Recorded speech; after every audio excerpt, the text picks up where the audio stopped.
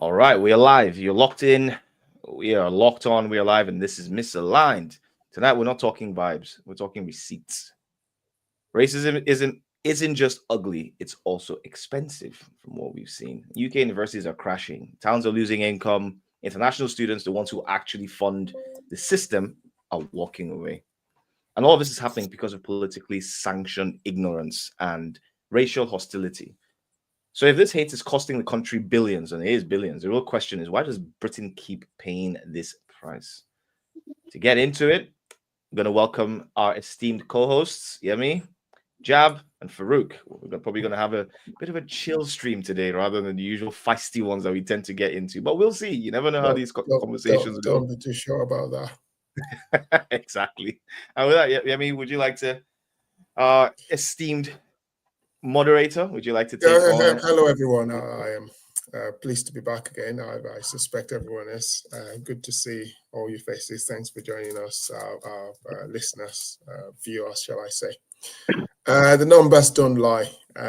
You know, that's what I've got here. And to flag off, it's about immigration. Just kind of picking up on one particular sector, the international student sector.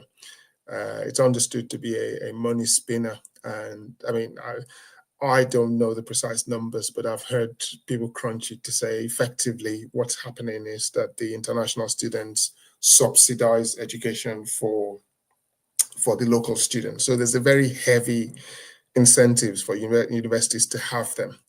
But like most things in life, that is balanced against other interests. And it seems we are probably at an inflection point. If not, we are very close to it.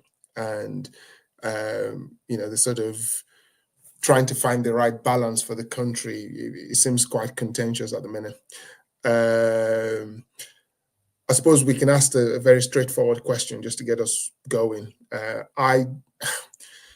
I'd say the question is just a good guide to kind of help us streamline our thoughts. But what are international students to the British system? Are they customers or are they scapegoats? Are they useful or are they to be used and dumped? Job. I think to be used and dumped. Good evening, everybody, and welcome to this edition of the podcast.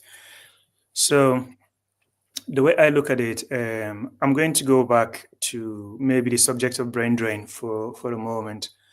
And my contention has always been that brain drain is actually a deliberate policy, and it fits into the bigger picture of the center, which is a metropolis, draining resources from the periphery, which represents the global south. So it's a continuation of that deliberate policy of underdeveloping the global south. Because if we were to compete, then the whole system or the structure crumbles. And it's a system, it's a pyramidal system. Right at the peak, we have the West or the Caucasian race, and then right at the bottom, we've got Black people or Africans, and then somewhere in between, you have the rest of the races. Your Chinese and your Indians, and everybody else in between. But just to emphasize again, at the bottom, Blacks; at the top, the Caucasian race. So that Is is. it just me or are we losing Jab? I can hear him. I can hear him as well. Okay. No connection as far as I can see from my. I can hear you very clearly. Yeah. Okay. So we've got that hierarchy of race there, and again, the underpinning philosophy, like I said, is exploitation. Brain drain is simply a continuation of that global hierarchical system of exploitation. And to give you a quick example, let me see if I can find this number. So I haven't looked at these numbers recently. Okay, I might not have it here to hand, but the GDP of the US, I think, is about, I reckon it's about 30 trillion somewhere around there. The GDP of Nigeria, last time I looked, and this was obviously before the currency devaluation, was about 400 billion, I believe. 400 billion, I think it is, naira, dollars, I beg your pardon. And the GDP of France and the UK and Germany roughly is equivalent of the total GDP of sub-Saharan Africa. So all of these countries, their combined GDP. So immediately you will see that actually the reason that the UK and the US and all these other countries are not training their doctors and their engineers, and they're not training sufficient number, is not because of cost. Straight away you can see that, because if Africa can train and subsidize the education of their doctors and all that on that small amount of sort of GDP, there's no reason why the very rich Western countries cannot do that. So it is a deliberate policy. So to give you an example, when I went to university, it was in fact my secondary school, my university were totally subsidized, barely paid anything at all. I don't have any student debt, I don't have any student loan, and I trained and I became, completed my training. And obviously here we are. Some people will look and say, well, you brought yourself here. It's not no one dragged you here. This, if you call this slavery, then it's kind of well-intentioned slavery. I would argue, obviously, that the dynamics and the setups, the way things are set up, compels me and compels many people like me to make that transition in search of a better life. So I know it's a very long intro, but so what has the US done, or has the UK done? What they do is they wait for you, obviously, to finish as I have, and they say to you, well, how about we give you a salary and conditions of service that are better than what you go back at home. Of course, most people would accept this. But like I say, the underlying factor there is to ensure that the best resources, the fittest of the fittest are poached and exploited. Quite similar to how the transatlantic slave trade happened, which was that you found the fittest of the fittest and you exploited, kidnapped them and took them away to work on plantations, which obviously made the Industrial Revolution possible. So it's a very long intro, but that's the framework that I'm going to be using for the conversation today. Fantastic. And I've got some misalignment, something that I'm going to press you on this. So it's maybe not misalignment, but we can come back to that once perhaps the others can. But I'll mention it anyway, just to give you time to kind of organize your thoughts around it. And my main disagreement is that whilst I think that there is policy that explicitly involves exploitation, I don't think we can rope it into the service of explaining every single thing in this way. It just doesn't work. And I'll give you an example why in this case it just doesn't work. So what you're seeing with once we take away the sort of core issue that you've rightly described about how the world is structured and how resources flow and how it became that way, and we view it as it is now. So if we just leave how it became that way for a minute, which I totally agree with, but it is what it is now. So if you think about Nigeria, for example, everyone's going to Lagos and Abuja. They're packing their bags from everywhere and they're moving. Okay, is there some conspiracy within the Nigerian structures to just keep this going? No, there are structural reasons why this is just what it is. And there might be historical reasons that includes design and deliberate policy, but currently there isn't. And that doesn't explain why people are moving. The reason they're moving is that once the resources and the need and the money concentrate in one area, pronto, you're done. You don't even need a deliberate policy anymore. You know, the incentives are just aligned now that way. And that's what I think. So I don't think there's someone sitting in Whitehall saying, you know, we're just going to be draining everyone of doctors now. I think the conversations would be a lot more sophisticated than that. That's what I feel. But what are your thoughts, AK? My thoughts are quite interesting in this one, I think, because this is a sector I worked in for the past 2 years. So I've been dealing within analytics for a higher education consultancy, a global one, higher education consultancy firm, which is focused primarily on these things, and it has one of the biggest sources of revenue, or one of the two key revenue streams, has always been international student recruitment, particularly within the UK. It was interesting, especially with understanding how much of the UK's reliance is on international students.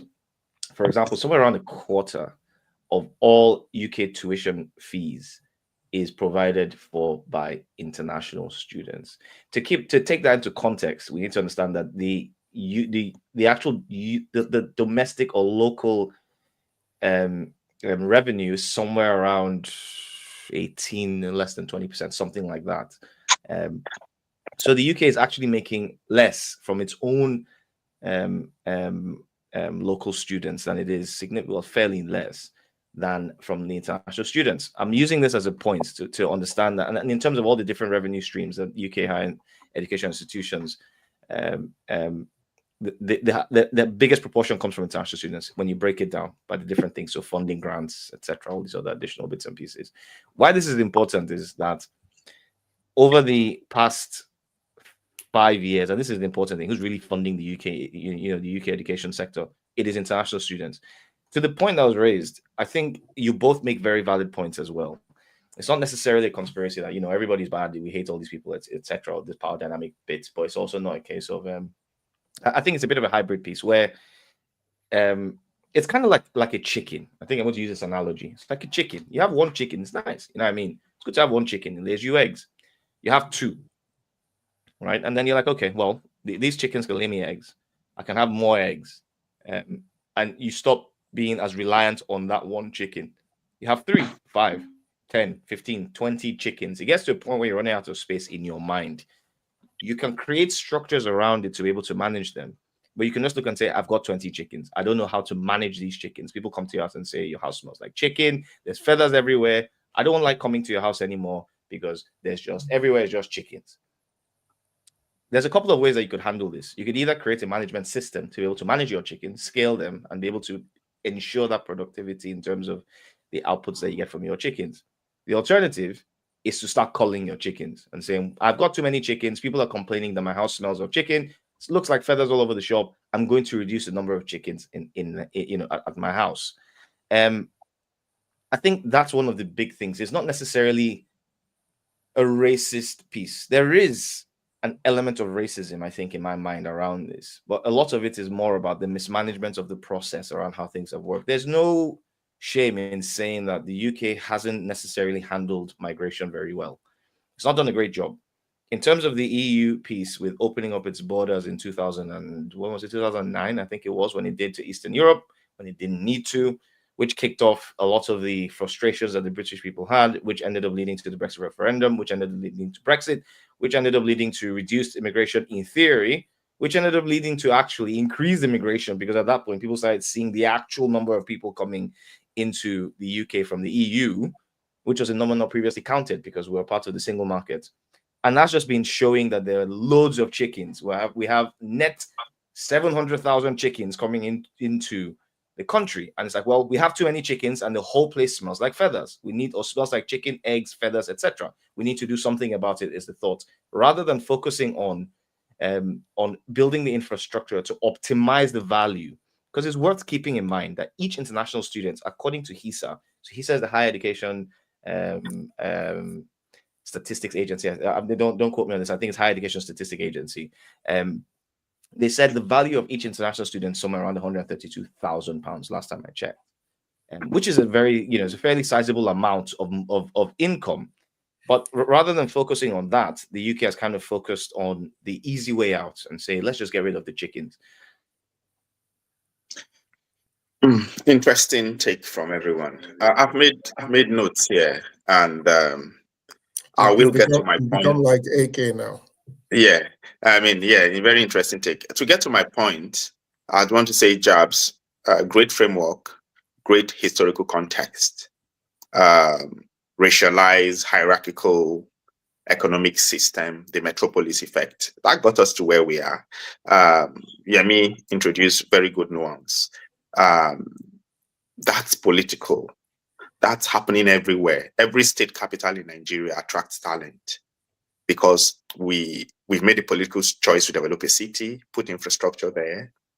That brings the jobs and the skills, and then people move there. So what's happening in the hierarchical world system you describe is happening at every other sub-level of human organization. From the time we started organizing into cities, there was a time in Istanbul, who was the biggest city in the world at the height of the Ottoman Empire, because again, the metropolis effect. So by design, by history, things are what they are, and some of it are just a consequence of that metropolis effect. Nothing sinister or deliberate in the sense that the system setup is working, is doing exactly what it's meant to do. I like the point about extracting our finest, youngest, and fittest. It's a tragedy for us, but that's in a sense what the global north does to our labor and talent. Is what Lagos does within country effect. It's what South Africa is. London does it within the UK. London does it within the UK as well. It's also what South Africa, Pretoria, the big towns that it does within Africa, attracting our researchers. So it is what it is, and we have to then engage with it. And I think a question I want to throw to the panel for us to discuss at the end is, how do Nigerian policymakers, African policymakers, in view of the facts, what are the policy tools that we can use to stem the consequence of this brain drain, we call it on our side? Having said that, the question posed was whether international students were scapegoats or not, and whether or not they were funding and indeed subsidizing the UK education system. I want to situate this conversation within the larger conversation in the UK around immigration. The British people are very enlightened, and I'm sure if you sit them down and carefully unpack it and ask them specifically about highly skilled migration, about student migration, their views will be different from unskilled migration or uncontrolled migration or unfettered migration.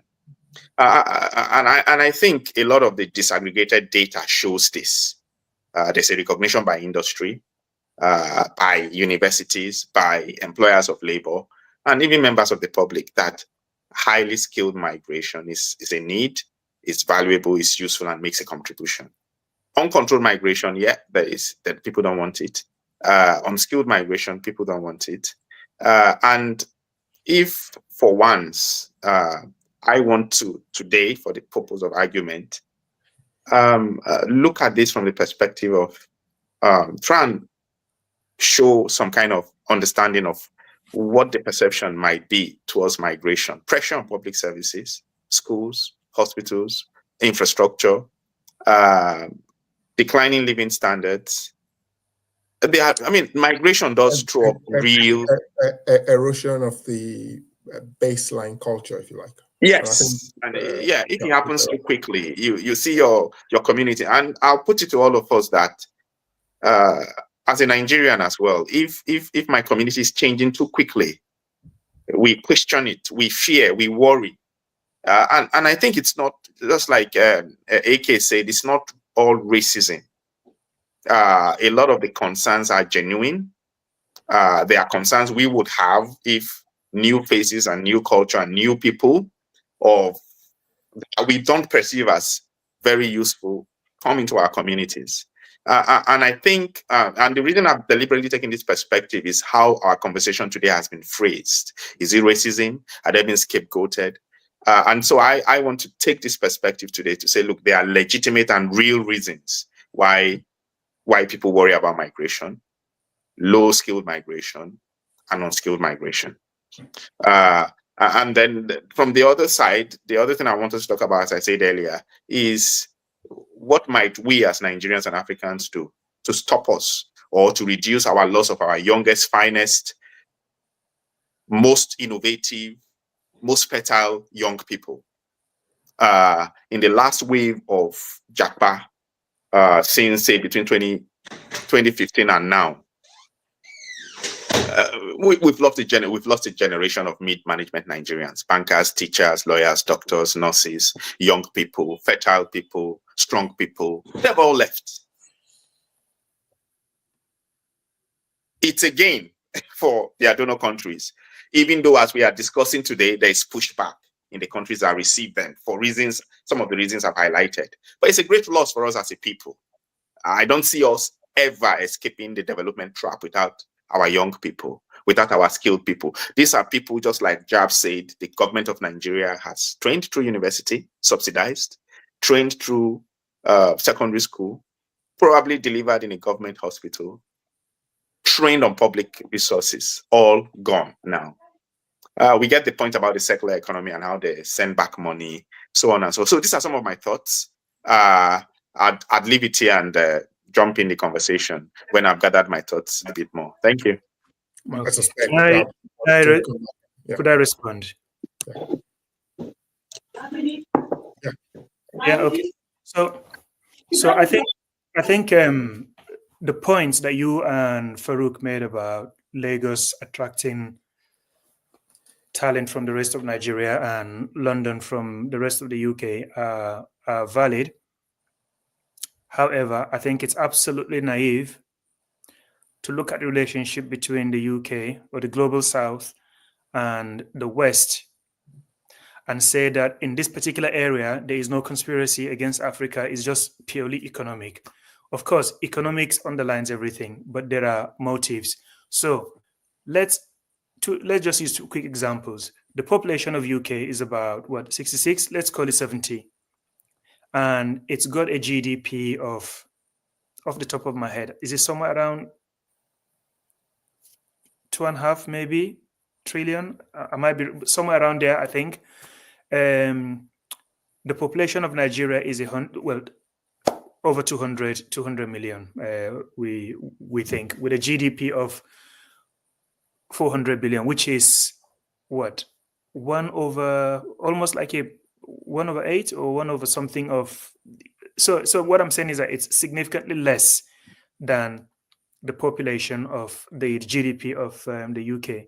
If Nigeria can train its own doctors and nurses and engineers and bankers and senior managers, please tell me what is the argument that the UK cannot do that. And if we bring that number to the US, it's even worse, because US has got like it's almost like 20, I think it's about 25 trillion GDP with a population of 330 thereabout. So when you look at these numbers, it's not, the reason they're not training their doctors is not because of money. That's the point I'm trying to make. It's not because they haven't got the money or the resources to train their doctors. It's because the system is one that knows that it can just poach skilled power from the global. But that's a slightly different thing. So if you know that you can just take advantage of someone, that's a different thing from having a deliberate policy in this particular case that we want to take away their doctors, right? So that's a slightly different thing when you omit rather than commit. So you just, I don't care. I hear what you're trying to take from these people. I hear what you're trying to say, but my point is that I know what you're trying to say. What you're trying to say is, I know what you're trying to say, but please permit me to just land. Let's look at Australian point-based system. Can you hear me, Yemi? Because I think I can hear you. I can hear you all right. I think my video, for some reason, it doesn't Okay. But I can hear you perfectly. Okay, so let's go to Australia. Okay, so they've got a points-based system, and so has Canada, and I think a lot of these other Western countries. Who are they looking for? They are looking for people who are very, very, very young and who are highly skilled. Those are the people they're looking for, such that if you're applying at 50 years old, you don't stand a chance, because they don't want you to come and work for 5 years and then go into retirement and start to sponge up the system, right?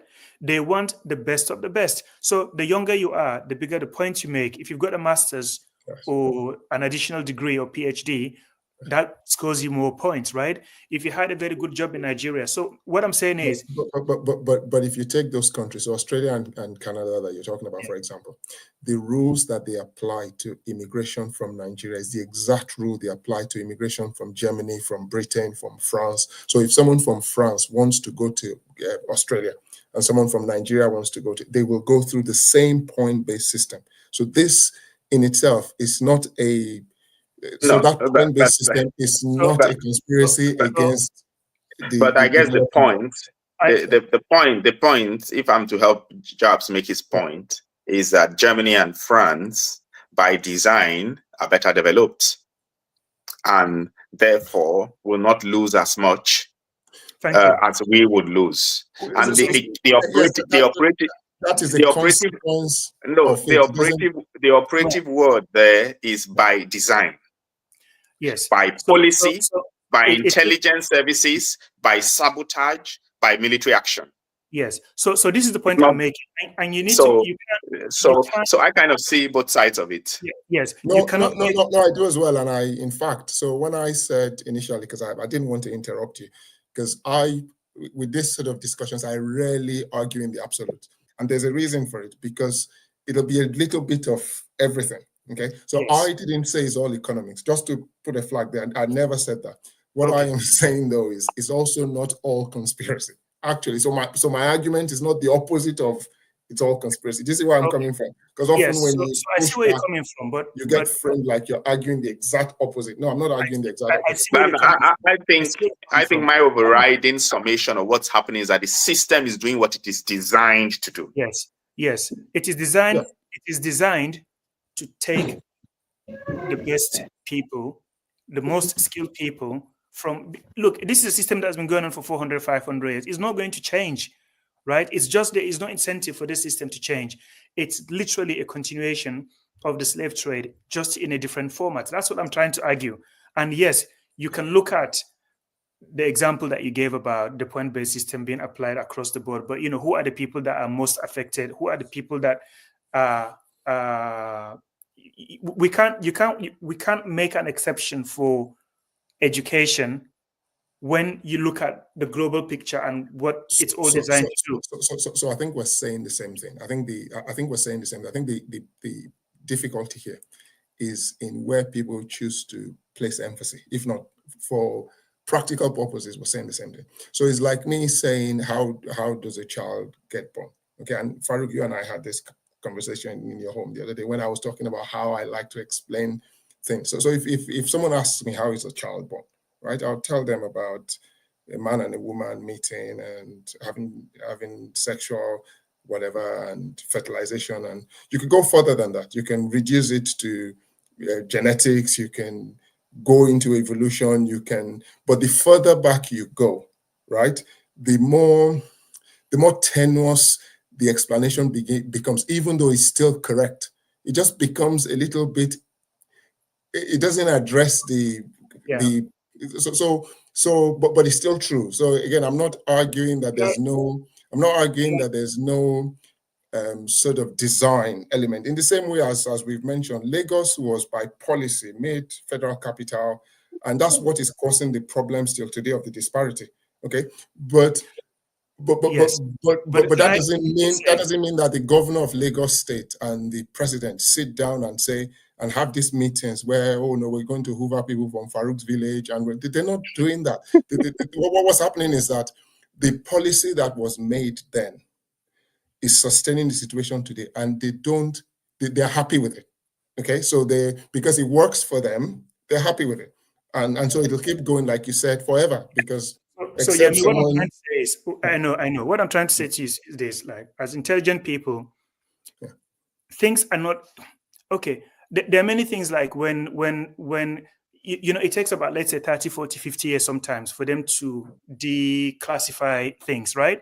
Because sometimes what I'm saying here sounds like a conspiracy theory, right? Okay. So, but this is what usually happens. You wait 40, 50 years, they declassify things. By that point in time, that argument is, it's for the next generation to worry about it. My point is that you have to look at pattern and you have to look at motives. There is no reason why this will be any different to how the West has treated the rest of the global South. They can change the system if they want. They have the resources to train their own doctors and their nurses and everybody. They have that, and they wouldn't need us if they wanted to do that. But they're not doing it. Why do you think?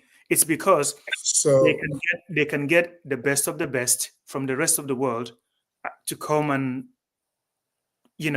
be in service and develop their country. I think there's a simpler answer to that. One second, please. 1 second. Let me just give you still the same subject. If you look at the home fees that we pay, versus international, it's in the order of 2 to 3 times, right? It's 2 to 3 times, and because.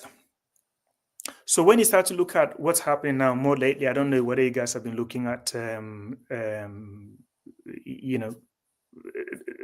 headlines in newspapers and the news. There are a number of UK universities that are almost going bankrupt, right? Why is that? That's because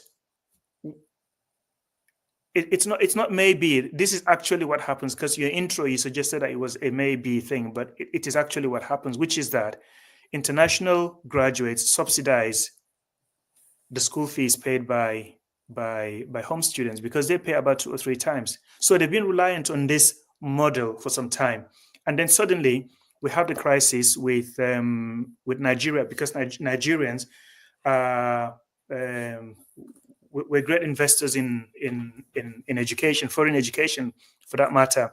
And when you go, you hear them mentioning Nigerians and society, what's happened there. So suddenly now we've gone into a situation where the exchange rate is just totally unfavorable for people moving from Nigeria coming here.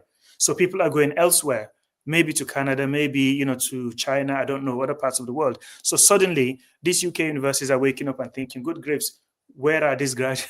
We haven't got anybody to train anymore, and there's no money. So it's a real crisis that is coming, unless they find other ways to deal with this, right?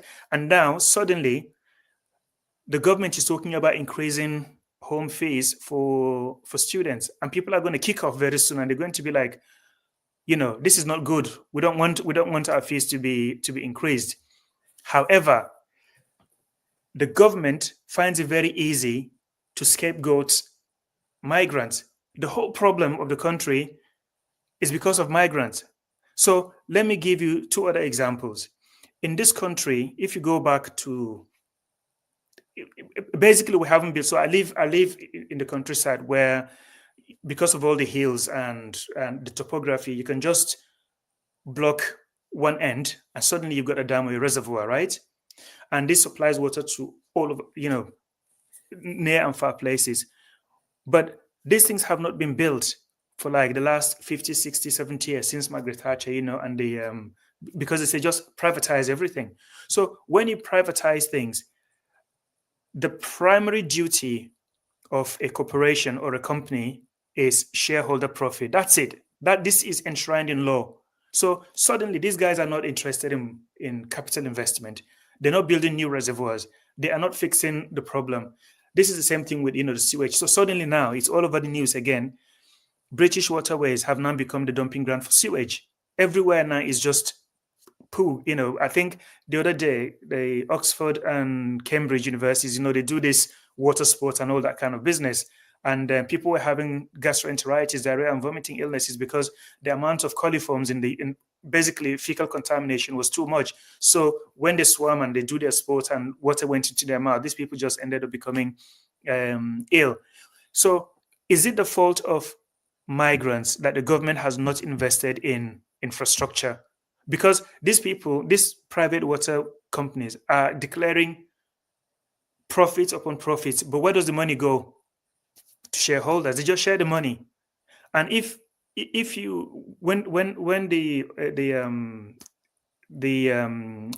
they're penalized, they make them pay like what, 10 million or something tiny like that. So it's not sufficient punishment to de-incentivize them from doing this problem. So they rather just pay that fine, or in fact, just increase the amount of money that we all pay for our water bill. And I can go on and on to the railway system. The other day we're going to go to London. Don't go to the railway system. Okay. I think you made the point. I think we get the point. You can take any system, yes. But my point is that this is not a problem with migrants. Migrants actually benefit the system. There are another place, just a quick point again. You can go to places like maybe, let's say, Liverpool. That city has practically nothing if you take away the university, right? So because of us, because of students, international students, the hostels, people have to stay in accommodation, and the housing market, so booms, you've got your shops and, the university, the transport system, all of these things rely on student population. And if you cut that off, Liverpool and places like that are in trouble. But the government knows this. Okay. But it's easier to just let's examine those in the conversation. So AK, what is this wave of anti-immigration then? Is it racism? Is it anti-brown? Is it anti-black? Or are there also legitimate concerns we should be listening to? Is it possible to just bring as many people that want to come from any country, as many amount, even if their economic benefits just keep coming? Is that, or, is it racism? Is it economics? Is it a mixture of both? Is there, what do you make of all of this? It's an interesting one. I personally think that some elements of this are, we call it racism, but I hesitate to use that word because it's to what was raised earlier. I think it was Farouk that raised this. But when there's change and change comes really quickly, we tend to be hesitant. What was raised? Some echoes. We tend to be, to be afraid of that level of change. So what's happening is not necessarily even racism. So I get Jab's point to a degree as well, that it's easy to really it's easy to see that discrimination and that separation when we're looking at what's happening, the focus on the black people, the brown people, etc. But I think if we take a little bit of a time travel to about 16 years ago with the opening of the borders to Eastern Europe, the same sentiment was shared. There were too many white Europeans. Sorry, can I just jump in very quickly? Again, not to interrupt you necessarily, but just to point out, because I think it's the second time you said, it wasn't an opening of borders to Europe, though. It was it was free movement. So British people could also move the other way, and they were actually also doing that. So just to kind of... I 100% agree. I know that, but I'm looking at this from the British perspective, from people who didn't go. They're not seeing exactly. They're not seeing the emigration of their people going out. Forget that one. It's the people coming in. Do you know what I mean? And it's the same. It's what happened with Brexit as well. People didn't understand that free movement was going to end both ways. They were only seeing it as, free movement ending for these immigrants to our country. And then when they were now told, actually, when you go to Spain, you need to do, you're going to need to go through these language things. There's actual visas, and they started thinking, "What? I'm British. I should have access. I've bought my home in Marbella." And so the idea is one way. It's a unilateral thought process because people don't think like that in that bilateral view of understanding the consequences to these things. And this access is both ways. They're only looking at it from their own personal view of saying these immigrants coming to my country and then taking all my jobs, right? And I think the important thing here is that it really isn't limited to race. A lot of the time, what people see are images and figures. But why do they hold that view? Why do they hold that view? It's the media, isn't it? because it's A little bit. 24/7. It's 24/7. Well, Migrants taking our problem, yeah. Migrants having, Muslim grooming. It's a white guy commits a crime, mhm, a human does it, right? A yeah. brown guy or a black guy does it, then they start to mention which part of the world he came from, right? A British scientist who might be Indian or Pakistani or Nigerian does something really amazing. It's a British Mhm, scientist, right? Same person yeah. or his brother commits some crime. It's a Nigerian guy who has committed a crime. Isn't that Yeah. everywhere though? Isn't that everywhere? It's a No, natural but I phenomenon, think right? no. So I know you're saying that the British people are not. They don't. I think that no society exists without this social conditioning, right? And there is no such thing really as human objectivity because things don't exist in a vacuum. So if you have a situation, a society where it's constant, it's how we're socialized. It is how we are socialized. So that is a problem, and the politicians find it a fantastic way to campaign. So you can see how Keir Starmer, because of Nigel Farage. So Nigel Farage has now created a situation where the Conservatives and the Labour Party are competing to to outdo Nigel Farage. And good luck to them because I don't know how much farther he's going to push the conversation in that direction. So So that's the situation. It's easy for them to blame all of their failures. I gave the examples earlier of how they've privatized everything and how we're now having to pay so much money. They're dumping sewage into our waterworks and all that. The migrants are not to blame for these things. However, the politicians can just simply say, I think I think you might be overlooking what I consider a fact, in fact, that money and standard of living is not the only thing that people worry about. I put it to you that there will be some British people that if you say we're going to carry on dumping sewage into your waters, but the trade-off is we're going to get rid of immigrants. I put it to you that there will be a sizable amount who will take that deal. Not everyone wants a bigger house and a better water and better schools over having immigrants in. Not everyone does that. There'll be people who so do. Again, I'm saying there are many different people with different needs and different pressures, just like you and I so will yeah, settle for exactly the same things. yeah, me. Yeah. You've highlighted. We've lost Yemi, right? I can hear you if you can't hear me, but just carry on. I can You're hear you. frozen. I think you've raised a very important issue, and that's the matter of perspective and whose perspective you're taking. So, firstly, I want to acknowledge that there is racism, there is xenophobia, there is Islamophobia, there is that anxiety and dislike towards the other. So that exists. But in trying to frame this conversation, I'm trying to look at what I perceive as the overwhelming sentiment as to why. I think it's about quick change. It's about public services. It's about preserving self and culture. Am I saying there are no Islamophobes and xenophobes and racists in that voice and movement? Of course they are, and recognize them. But I don't think that's the main driver. So that's out there. And one point I think would answer a lot of the questions Jabs posed to us is, why are they not training their own doctors? Why are they taking from Africa? And I think you touched on the answer yourself, Jab. It's economics, it's capitalism, it's efficiency, it's cutting. A lot of these investors set themselves up as businesses. They opened offices that would otherwise not be viable, essentially to sell to the world.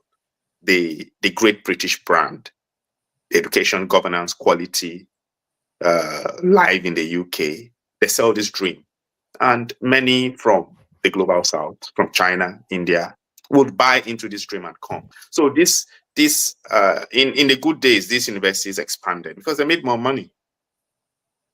I mean, some of them expanded because people from those countries, again, I'm just adding to what you're saying, sorry to jump in, actually even undermining the British and Canadian and American government by opening bogus schools. I mean, Theresa May closed hundreds of them where you'd have either an Indian or a Pakistani or a Nigerian or a Sri Lanka, Bangladeshi person running a bogus institution, just doing visa racketeering. Yeah.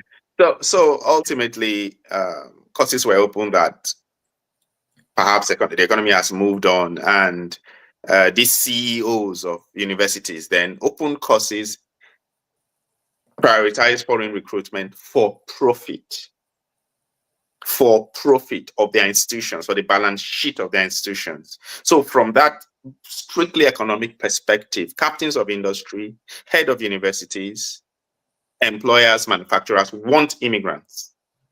So that's that perspective, coming to perspective. But what does society want? When you take the societal perspective, the communities where new faces are coming in, where different cultures are coming in, nobody asks them. Where waiting times to see their GP, waiting times to get into primary school. And again, that's where you see a lot of the pushback. So it's not one perspective fits all. So some people have gone out for profit. You and I were trained in Nigeria on the cheap, compared to how much it would cost to train in this society. So it is cheaper for the economy, therefore, to attract trained labor from abroad. It's capitalism. It's efficiency. And that works from the perspective of the NHS that needs to fill in the nurses, doctors, physiotherapy perspective. But then we come in and we need homes, we need schools for our kids, we procreate. And that change within the communities we fit into and the extent to which we integrate, then nobody asks those people what works for you. The capitalists and those responsible for delivering efficiency and profits made that decision. Fiat from their perspective, but the wider society is saying no. And smart politicians are playing to that rising sentiment. I think that kind of explains to me a lot of the currents and undercurrents that is going on. It's worth thinking about something else as well. So sorry, Jack. And the final question I want to ask, so that people can think about it. Recall earlier I said I would like to hear from the panelists what they think Nigeria should do to reduce the brain drain. Another thing I want you all to think about is, for some reason, the wealthy Gulf Arab states have managed very high levels of immigration, less societal fracture. The reasons might be obvious, but I want us to talk about that. Less rights for immigrants. That's all it is. Yes, I want us to think about that. So in places like Qatar, local population 400,000. So you have, for every local person, there's 6 migrants. Same UAE. And then places like Saudi Arabia have very high levels. So how have they managed those very high levels of migration? 1. 2, might that be a path forward for countries in the West? Is that indeed what Keir Starmer is doing? Is that indeed what Kemi Badenoch is saying, extend ILR to 10 years, cutting our rights, reducing the PECs? So I want people to think about that, and I want us to have that conversation before we end today. Thank you. I want to just throw this part out about that. Very often, it's not necessarily even that it's media brainwashing people, or even things like the numbers that they'd see, etc. So I lived in Bradford for a while, about I don't know, 12 years ago that I first got to Bradford. And in Bradford, it was very, very obvious that you are in a city that is not like anywhere else in the United Kingdom. It's very obvious that that's a different place. Leicester is another example. Exactly. Birmingham, another good example, right? And the reality about this is that the people themselves can see these changes. So you can imagine the people who have been in these places for, I don't know, 20, 30 years, and they're watching the culture of the areas, erode. Our family home here in the UK is in Surrey, in Surbiton. I would say about 20 years ago, it was white. It was 100%. Well, maybe not, I don't want to exaggerate, but it was predominantly white. You'd walk around, you couldn't see any minorities at all. I went back to see my old man I went back to see my old man there. I think it was last year or 2 years ago. I could not recognize the place. I was looking around and I couldn't believe it. Everywhere there's all sorts of mixes of all sorts of races, of all sorts of people, students, workers, etc. The kinds of shops that were there, the takeouts, etc., were completely different from what I remember. 20 years ago, and stuff like that. You need to understand that people are seeing those kind of immediate changes to their culture.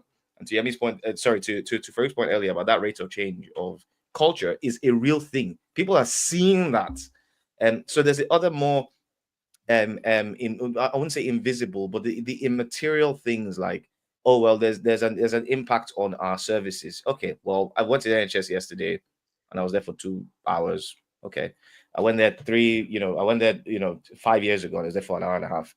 It's immaterial. It's difficult to be able to quantify that. I can quantify walking down the streets and looking and seeing a halal shop when I'm used to seeing proudly British shops previously. Do you know what I mean? And it's worth understanding that some of these things are more impactful than any of the other ideas about racism or anything. It's just the idea that your culture is slowly, and not even slowly, this is the other thing, rate of change, is quite rapidly eroding. Because when we emigrate or we immigrate here, we're very quick to make our impact. We tend to be quite focused on our businesses, so we don't necessarily always go to work. Immigrants here from India, Pakistan in particular, generally tend to come in groups. They come with families, and they tend to open businesses. So it's easier to see the impact on society, which tends to cause some of these tensions. I think that, and the last thing I wanted to just point out as well was agreeing with the other point about the speed of resource deployment. To Farouk's point, when other countries where we are cheaper in Africa or wherever, India or Pakistan, to be able to train up resource, it's also the speed of deployment. To get a doctor in general takes somewhere close to 10 years if you take the entirety of that training journey. And if you already have one ready made, you just pick and you just put in there with a simple application. I think there's also something, if you don't mind me chipping in very quickly, Sure. about professional jobs like doctor. So there tends to be sometimes arbitrary, but to an extent not, intake standards that are set, okay, and that you can't simply just get rid of. So you have to lower them, because it doesn't. Not everyone who does GCSE and can study medicine as instant. Some people just don't meet the cut, and it's the same everywhere. So it's not like, even if you were going to throw the cash at it, that you could just train everyone. You'd have to lower the standards, because what's effectively happening is that there's a selection, because in all of these countries, you're talking about the top something % of people who score, who get into these courses. If you see where I'm coming from, and it's the same, it's similar everywhere. The requirements might be slightly different, but the principle is the same. Yeah, that's a very good point. That's a valid point. Ladies, I know, say gentlemen, since you people are patriarchal, you've not brought any lady on. Gentlemen and gentlemen, what's happening to us? From a purely economic perspective, what's happening to international labor force and movements? Exactly what's happening to manufacturing. The capitalists moved it out from the developed world into China, into Vietnam, into Mexico, because labor is cheap. They bring it back and they sell. They could build they could manufacture toys and everything in the US, but paying the back home. Yeah, paying the minimum wage, with the labor regulations, with the human rights regulations, and everything they've done in the rich countries, it will be 10, 20 times more expensive. So it was cheaper to outsource manufacturing. So they've outsourced taking skilled labor from the rest of the world, because it's just simply cheaper there. You pay university lecturers less there. You pay teachers less there. The government subsidize the education there. So it costs less than 100, 200 pounds to train a doctor in Nigeria. Whereas in the UK, 100,000 pounds. So why would they do that when they can get us from India and Pakistan? So is the system doing what it's set up to do when you look at it on that level? So I think Farouk, that's a good point, because I have always said that if you want to understand the world, just understand economics. Always ask who stands to benefit, and that would explain motives and motivation. So yes, it's economics that determines these things, but at the root of it all, the intention or the motivation is always the same, which is that I want to be at the top. I am the top predator. I need to remain at the top. And the way of achieving that is economics. And this is the point I was trying to make. And thank you for highlighting that. So what I'm trying to say is that, yes, economics drives it. But at the end of the day, the rationale is always the same, which is that I must remain at the top. Right? So that's how I see it. And what do we need to do in Nigeria? Just before we come to that, I just want to, for a moment, just speak about something that is very topical, because we're all, doctors, about what's happening. So I don't know if you guys are aware, but the junior doctor, well, it used to be junior doctor, but it's the resident doctors committee now within the GMC, within the BMA. So the BMA, for people who are listening, is that's the British Medical Association. It's like our labor or union, organizing labor union group for British medical doctors. Now, it should be neutral on issues that concern international medical graduates as well as home-trained, UK-trained doctors. So the resident doctors, which is formerly called the junior doctors sort of lobby group, is lobbying the entire BMA to say that they should prioritize doctors who are UK-trained graduates over international medical graduates. And the reason is, believe it or not, the competition ratio for many training posts is absolutely insane. So what that means is that the majority of doctors in certain specialties will not become consultants. They will end up in service job. So they will never ever rise to the top of their career. But why do we have this sort of system? So to give you an insight, the GMC is expanding the number of places where, so if you're an international medical graduate, you've got to write some examinations, including English, for you to come to the UK and train. And so they're expanding these places, and they're going to Nigeria and saying, come to the UK, come and we'll train you, and you'll get a job and all that kind of thing. The expectation of these people, obviously, is that they're going to come to the UK and rise to the top of their careers. But the reality is that the BMA, or some section of the BMA, is actually saying we can't let that happen. And I completely understand it. I too agree that the government should prioritize home students, because if you train them and you don't give them job, who's going to give them job? But why have we ended up with this situation where there is this insane competition ratio? So we've ended up in that situation because of very poor planning, and also because of financial incentives that are not all aligned, or incentives, not just financial, but financial as part of them, are not all aligned. So the GMC, for example, the more persons they have on their register, the more money they have, the bigger they become. So for them, just expanding PLAB and giving people licenses just means $500 every year extra. The CEO needs more money for each person. So this is from a GMC perspective, right? Capitalism at work. Yes, from the government's perspective, the more people you get into the supply of that profession, the less bargaining power they have. So we can keep wages where we want it to be.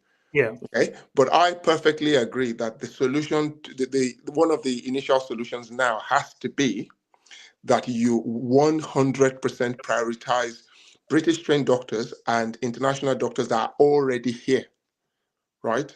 So because you can lump those two into one. So whoever is already working in the NHS plus whoever graduated from the UK, to me, fit into one category.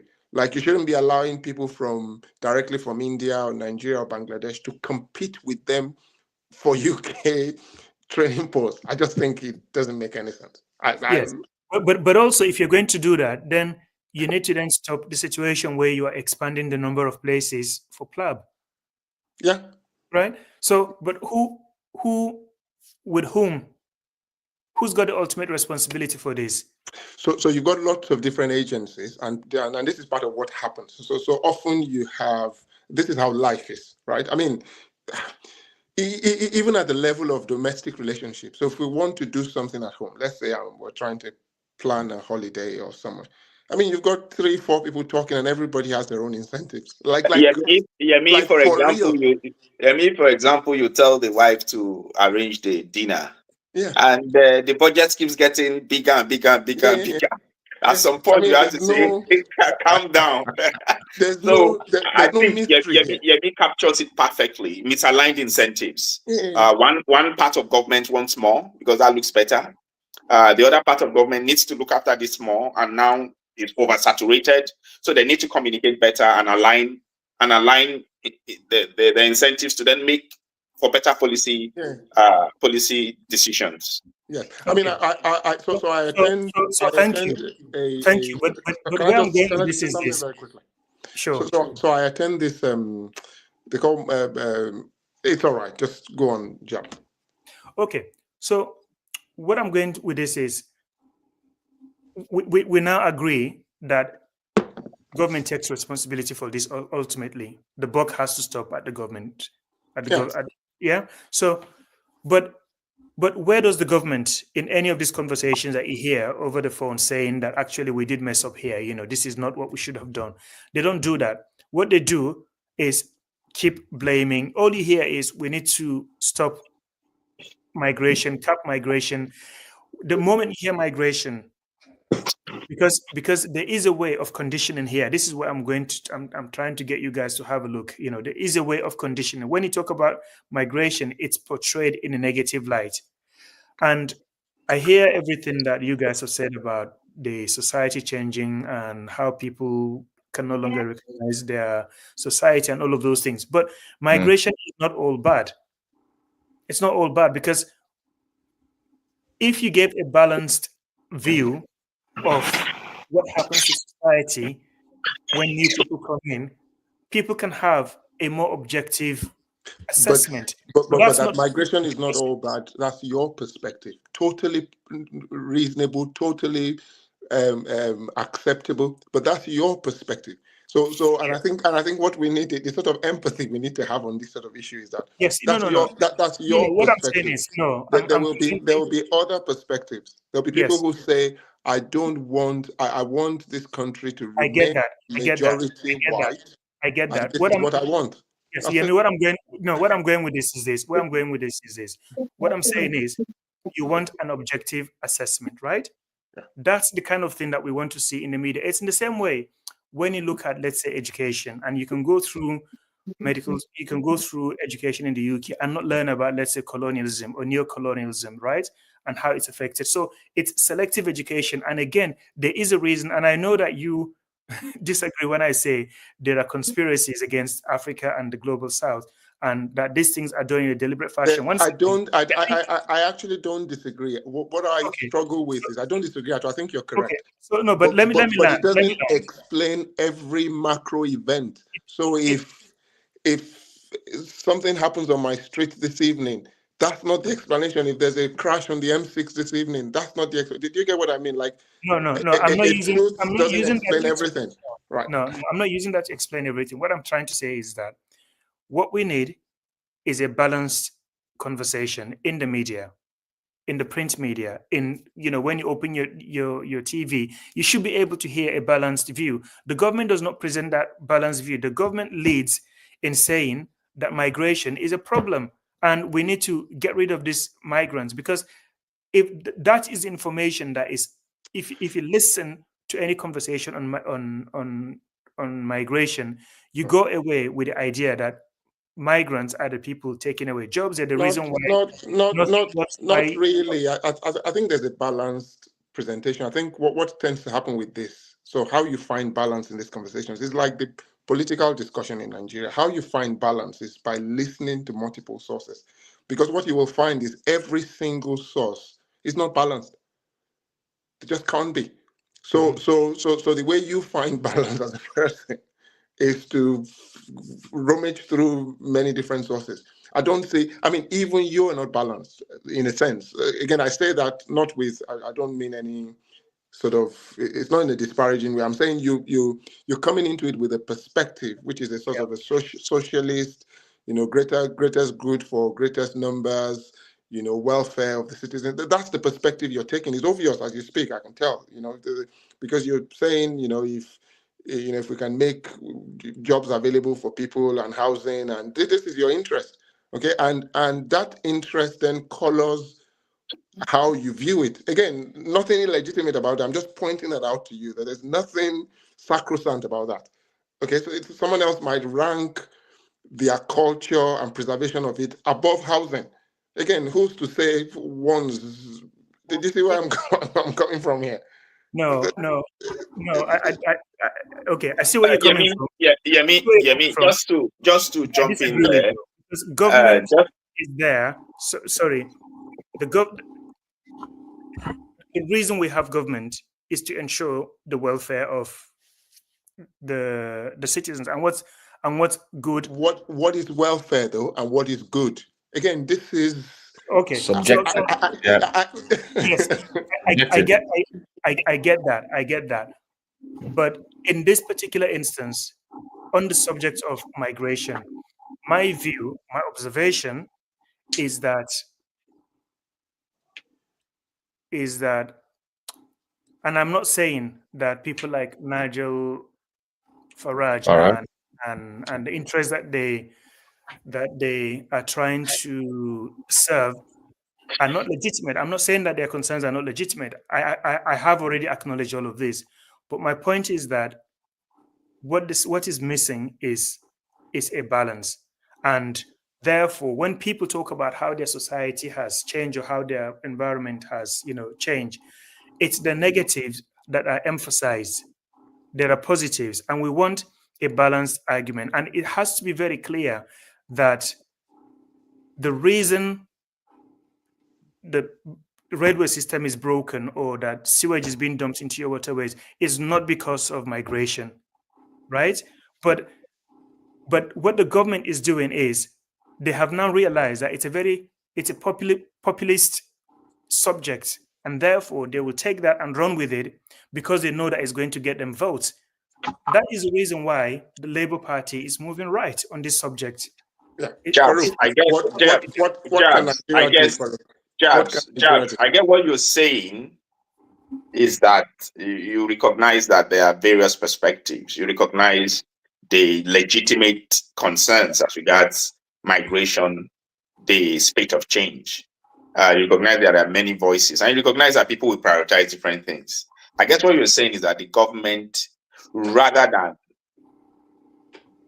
present the spectrum of the impacts of migration, is rather pandering or reacting to these populist politicians by moving further down the anti-migration spectrum. Yes, it's reactionary. Because it's not objectively presenting the facts across, including the good, the bad, and the ugly. I guess that's what you're saying. Yes, and they wouldn't do that. They wouldn't do that because that is a good way for them to shift attention away from their own failure, because it's the failure of governance, right? It's when government fails that we don't have light, we don't have water, we don't have good roads. For instance, in Nigeria, it's the same reason. Government is responsible for the situation whereby the railway system is broken, the sewage system is broken, the water system is broken, if you see where I'm coming from. But rather than address those issues, it's easier to just scapegoat migration, and therefore you don't get a balanced picture. This is what I'm trying to get at.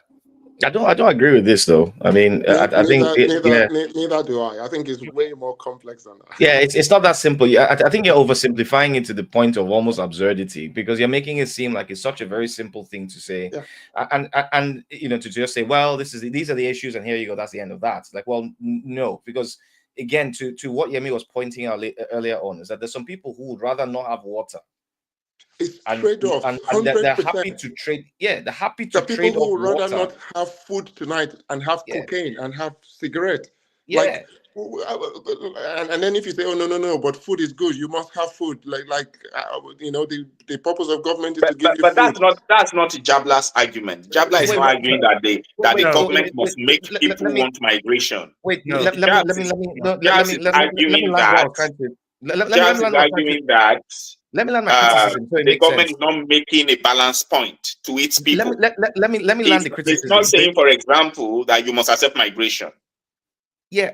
Okay. We want to hear a government that says that, look, these are the benefits, these are the costs. I'll put it to you at elections, rather than just pander to the side that is going to win the votes because they've stoked up people's fear. Jabs, am I right? Yeah. That's what I hear him say. I'm not hearing Jabs saying the government must tell the people accept migration or migration is good.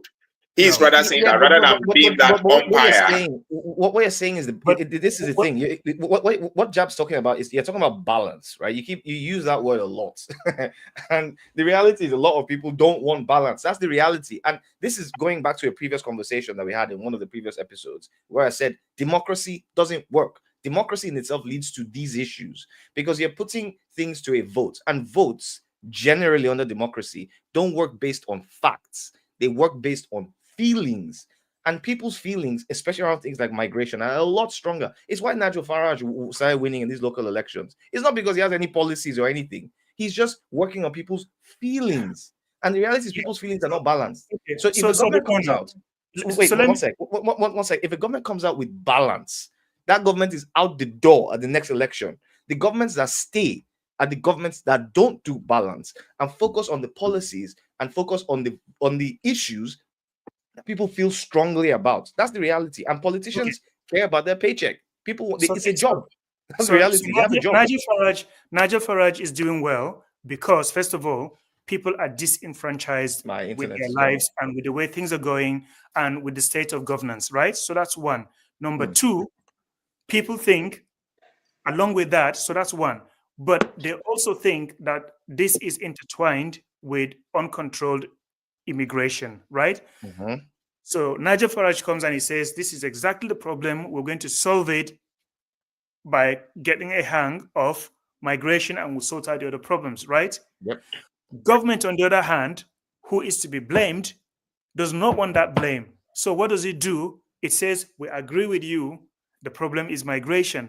But it doesn't talk about how we got to the point where people are disenfranchised. Because no one cares. Because nobody cares about the government's balance explanation. So to be fair,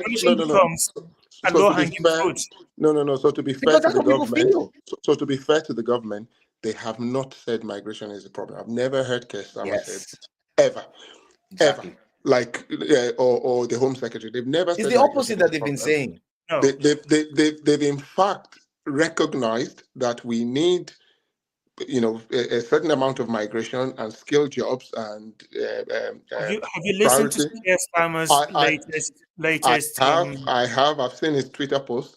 So and you're right to the extent that you're saying is pandering to Nigel Farage. I totally agree with that, but not in the exact way as you've described. He has not said migration is a problem. Okay. How he's framed it is that they're going to control it. Okay, that it's become too much. I would encourage everybody. I disagree. I would encourage everybody. Yeah. It's a shame that we don't have that video here to play, but I want you to go and listen to. Okay, I will do. His last conversation about why we're going to be. Why immigration is. Have you got any direct quotes that you can share with us? No. But I don't have a direct quote. But it's something to that effect. I think I have the video. Is it the video that he did with Sophie on Sky News? No, it's going to be a long video. I don't think we can play it. Yeah. Okay. I think it might be something we watch later. But Yeah. but the point I am making, if what you're saying is what Farouk said, which is a more so that the government needs to be more clear about the trade-offs with the people. Again, I don't disagree with that at No. all. I actually think that's a very legitimate point. That sometimes they're not too clear about the trade-offs. That if you choose X, you get Y. If you choose, and they need to be clear about that. But having said that, though, people still reserve the right to their own trade-offs, and this is how life is. So people will. This is why we have a democracy, because people would have all these kind of different views. You're going to find people from one extreme here to the other extreme there, but Yeah. you've got a society to run. So that's the purpose of government, which is that you have to try and carry everybody along. Not everybody's going to agree. The government then has to decide in what direction we want to go. That's why you meant to have vote. Absolutely. Yeah. Yes. Absolutely. But the issue is, the reality is, people don't vote based on these things that you're explaining, because democracy itself is flawed. Democracy doesn't gatekeep people to make informed decisions. It just says that you're over a certain age. I and don't how do you agree. think? I don't agree with that. You're going off tangent. I mean, we can do a repeat of this one, but I mean, there's no way you can disagree with the fact that democracy allows everybody over a very specific age. Is only the only criteria are that you have very specific eligibility, specific age, specific nationality or national status, and that is it. Go and vote, and there's no checks to say are you smart, you know what you're doing. So all of the irrationalities that confluence together in multiple people is the same irrationality in one man in authoritarian government. So all you are doing is you're just replacing the democracy. Essentially is tyranny of the mob, is authoritarianism of the mob. So whether you have one person with the authoritarian power or a mob with the authoritarian power, what's the difference? So the people who make those selections shouldn't be a mob. The reason why it's a mob is because it's a massless group of unfiltered individuals. That's what a mob essentially fundamentally is. That's focusing on their feelings. When you filter that mob down to a select group of educated, informed, capable, competent individuals to make decisions for the group, like we do everywhere else. We've had this conversation, but with companies and organizations, it's a very small number of people. Even with organizations that have got hundreds of thousands of employees, millions of employees, you've got a small number of people who make those decisions. So they can only do that because you regress up to a point where you then have a system that doesn't do that. So let me explain what I mean by that. There has to be, you can't keep regressing. At some point, there has to be a brute fact. So for example, I can say, X cost Y, Y cost X. I can keep going like that to the end of the universe. At some point, we get to a big bang where there's no explanation. And this is how things are. Okay, so if you say we do this in every other sector, yes, we do it in every other sector until we get to the finest peak, the top. You can't do that because you have that layer that's then imposing that on everything else. Who's going to impose it on itself? Do you see what I mean? You can't. No. So because you say we need to select the competent people, how do we select the competent people to run that except by choosing? We can use democracy to establish the foundations of a new system. So we can transition, and we're segueing quite a lot here, but you can use democracy as a system to transition into a meritocratic system that makes sure that it's meritocracy. So the ground rules could be agreed by a democratic vote. And it's like, look, listen, we are reducing the number of people that are voting based on this criteria. So let's say, but by definition of a democracy, though, you cannot preempt the decision. So because you're saying, we can agree. So if you put it to vote and the democracy say, no, we don't want it. No. That's the whole point of a democracy. You cannot predetermine the outcome of the. You can, and we always do, because if you think about every single democratic system, let's think about the UK and the US are good examples. We had positions where we had to choose between Boris Johnson and Jeremy Corbyn, two of the most incompetent people I've ever possibly seen in my life. That's the point. That's just the point of view. Which is fine, and this is this point of view that's espoused by quite a lot of people. But regardless of that situation, we're at the position where we had to choose one, It wasn't a matter of, okay, you know what, we don't want either. We want to go and pick something else. Like, no, you have these two options. That's it. We had Joe Biden, and it became Kamala Harris and Donald Trump. That was it. You have two options. There were millions of extremely well-educated people in the UK who thought Jeremy Corbyn was, just as an example, I agree. Competent. I agree. I'm not talking about uneducated. I'm talking about educated, enlightened, experienced people who thought he was. So whose word am I supposed to take here now? Yours? No, but the issue is about making sure we allow, because there's quite a lot more who did not think that Jeremy Corbyn was competent. That's why we put it to vote. No, but this is my point. Democracy but you're saying, you're proving my point. At least at those levels, we're having those intellectual people having those conversations, not just the random chat in the pub. So they say, yeah, you're right, mate. What do you think about Jeremy Corbyn? I think he's a right nutter, isn't it? And then we're stuck with those people, you know what I mean, making the decisions about these things with no knowledge or understanding. I'd rather have two people saying, well, I think he's a socialist and I don't like socialism in my country because it's bad, communism, etc., blah, blah, blah. Somebody else is saying we need a more capitalistic system. And it's coming from an informed view. So it's a smaller subset of people using informed information to make these decisions. But we're digressing. I really don't want to digress. I was hoping we could actually answer. What do we need to do in Nigeria? Yes. What do we need to do in Africa? That's Farouk's question. Can I tackle that? Yeah. Okay. So Farouk, to just get it, you know, how can African policymakers reduce that brain drain challenge? I've got a couple of points. I've got 5 key points I put down through the course of this conversation. Quite a lot of interesting things that we've talked about. The first one is we need to build economic incentives. Our policymakers back home need to actually build economic incentives that work, whether through pay, which either through regulation of pay. We've got lots of things like oil, we've got lots of things like minerals, etc. We can leverage these things. For example, the oil subsidy that we had in Nigeria for a very long period of time, if that was redirected rather than using it for other things, but that was redirected into ensuring that people were paid competitive amounts, it could make that difference. Things like taxation, reducing taxes, optimizing taxes would probably be a better way of doing that, especially with this pay inputs. That's the first thing. So economic incentives. The second thing is strengthening governance and infrastructure. We all know what the situation is of infrastructure in, say, Nigeria and across most of Africa, to be honest. Things like electricity, transportation systems, the roads, etc. General infrastructure, bit of a massive state, generally as a rule. That's one of the key reasons why a lot of people leave. They go abroad, go to different countries. Oh, there's light. There's light all the time. Wow, this is great. I can drink water from my tap.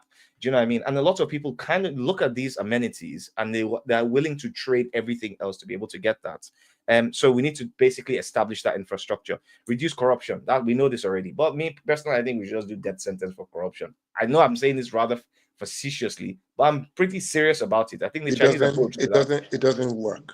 It does work in China. People are very careful to be corrupt. So let me tell you what works. Let him finish his 5 points, please. Okay. Yeah.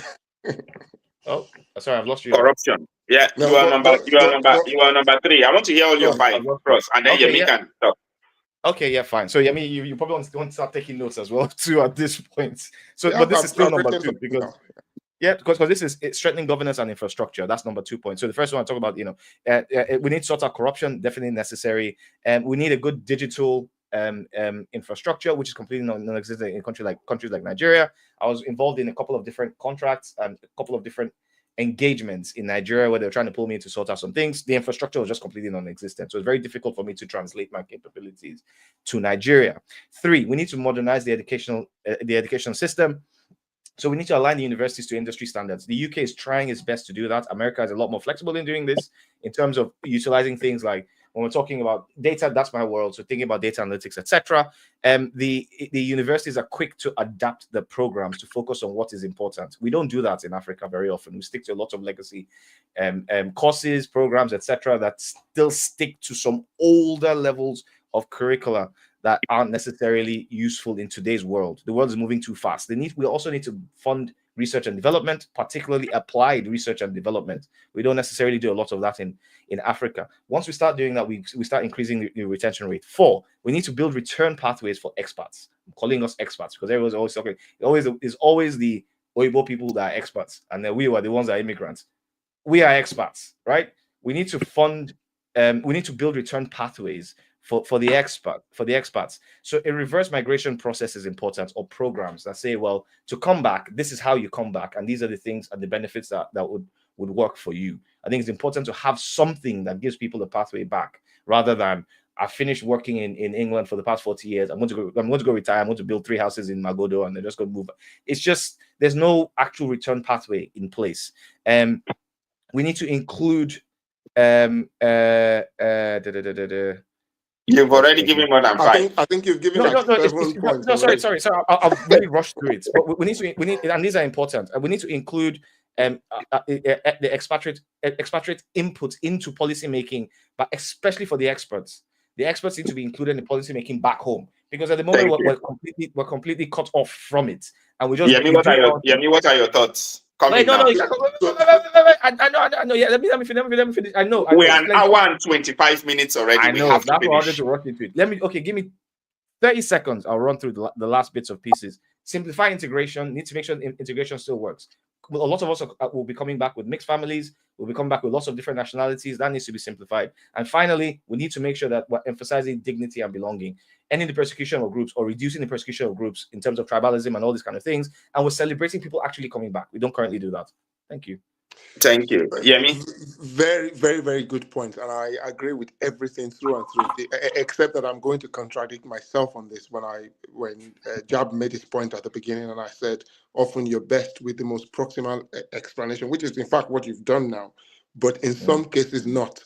I don't think this explanation, even though I agree with everything you say, I think we all know we need to do all this stuff. The problem is what is stopping us doing this. So I think with regards to this particular point, we need to go back to a more sort of backward explanation rather than, because we need to do all this. I think it's clear. You've very clearly outlined it. So the second thing, very quickly, I've got only one more point to make. So very quickly, the second thing is about death sentence. I hear this all the time, and severity of punishment. It doesn't work. Forget about. So all this thing about China did this, China did that. It doesn't work. In summary, in summary, great points won't work. Jabs, you. No. Hang on a minute. I need to. Aruga has hijacked the moderation. I want to bring this to a close quickly. No. Just hang on a minute. Okay. So the reason it doesn't work. Let Yemi land. So the reason it doesn't work is something that we know very well. Like, this is not speculation. We know it very well. It's standard science. It's the regularity of the punishment. The fact that if you do something, you're very likely to get caught and face justice, whatever that justice is more important than the severity of it. So if you think about a death penalty, there's death penalty for kidnapping in Nigeria. Kidnapping is still rife. Why is it not stopping it? Because most kidnappers don't get caught. That's it. Does that make sense? Yeah, I get it, and it's research that's contentious, but obviously I don't want. It's not contentious. It's not contentious. So let's not veer from the point on how do we reverse brain drain. Jabs, what are your thoughts? How do we reverse it? I think so. I agree with very brilliant submission by AK, but for me, like I said, this is part of the entire neo-colonial structure. I think you need to go back and look at it. And I think that it's not something that you can just fix just the brain drain. I think you need to look at the entire relationship again between us and the West. And it's going to be the same thing whether we're talking education, whether you're talking commerce, or whether you're talking military. Power, infrastructure. Yes. So for me, you have to go back to the drawing board. It has to be something that is more integrative, like going back to control. So the reason I asked the question, what would that thing be? The reason I asked the question was because I thought the question would help us distill one of the core reasons why we thought about Misaligned and why I feel this platform was necessary to educate ourselves, to understand the chains that hold us. And this matter of migration of skilled labor, capital flight, distills our challenges very clearly. So cross excellent points, and we must implement all of them. But just like Yemi, it will not stop the problem. It will help a bit more people stay. It will help. It will encourage a few more to come back, but it will not stop the problem. So you'll not even be able to implement them. That's the problem. So they need to be implemented, but you will not be able to. Even if you did governance, great, you can do that. Infrastructure, no way. Where's the capital? Corruption, yeah, you can try and reduce that. Digital infrastructure, modernize education, yeah, there are things we can do. Recall, Jab said that our GDP pre-devaluation of the Naira was about $400 billion. It's currently now just over $200 billion. And you want to, in a global marketplace, compete for doctors, teachers, computer scientists, there is IT nothing. people. There is nothing a child, a deprived child. You want to compete. So there's nothing a I deprived and child Yemi is concept haven't been educated. Yemi and Jabs have been educated in English. We've written international exams. We've passed our PLAB, with the GMC, and you think there is somehow the Nigerian state can compete with $1 trillion economy? With a $30 trillion economy in a so-called free market, free movement of people, free movement of capital, and they somehow, without aligning that financial incentive and pay, it's like saying that's why the only compete with Prince Harry. No, but Farouk, that's why I only talked about pay once. I gave 5 different reasons. We cannot pay. Was only one subsector. We cannot pay. I know, which is but that's my point. I get. It's not possible. You're not listening to me. I'm saying that I had 5 points. You're not listening to me. Okay, I had 5 points. Out of the 5 points, one of the 2 sub points was pay. It will not work. The Nigerian government cannot pay doctors the same amount the Canadian or the American government pay. The moment you pay doctors, nurses, we want the same amount. Physiotherapists, we want it. Occupational therapists, we want it. Hospital managers, we want it. We cannot afford it. You're not listening to what I'm saying. So what I'm saying, there is no. We cannot compete. Yemi put it right. You cannot ask me to come to Nigeria and compete with Dangote to start a business. Okay. He will undermine me. He will sabotage me. He will outcompete me. And so for me, this question distills the level of thought, the level of innovation, and the level of awareness we need to have with plenty of luck. It's a structural problem. And Farouk, I started my point by saying we must and we should absolutely attempt to do all you said. There is nothing in what you said that I disagree with. My own point, which is less radical than Yemi's own. My own point, which is less radical than Yemi's own, is that it will not work. Yemi even thinks that we cannot do some of them. It's not, you can't implement it. So do you understand? So I agree with them. Don't get me wrong. I agree that those are the, so I actually feel if the Lagos state government today came and paid doctors 10 million a month, did infrastructure, did everything you said, it will not stop brain drain. It will collapse the system. You can't pay doctors 10 million and not pay the nurses and not pay the security men in the same system. Farouk, your what do we do? What do we do? Now, what do we do? That's a difficult question. No, but you keep focusing on the pay. Let Cross come back. Before I let Cross come back, then what do we do? That's what I'm trying to explain. Short of a sort of tyranny, short of a sort of authoritarianism.